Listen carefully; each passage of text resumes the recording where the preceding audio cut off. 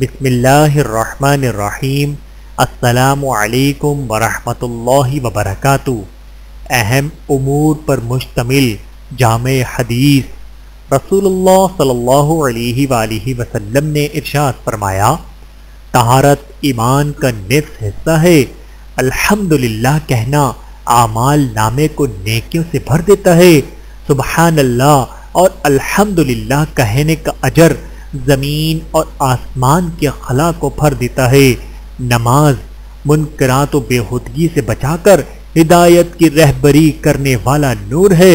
صدقہ قیامت کے دن اللہ کی راہ میں خرچ کیے گئے مال اور ایمان کی واضح دلیل ہے۔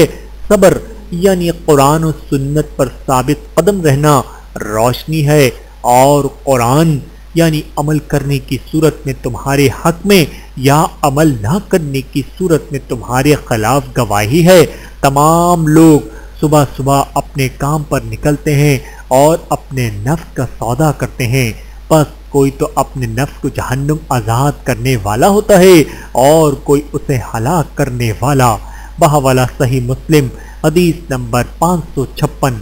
اللہ تعالی ہم سب کو احادیث مبارکہ پہ عمل کرنے کی توفیق عطا فرمائے۔ آمین ثم آمین۔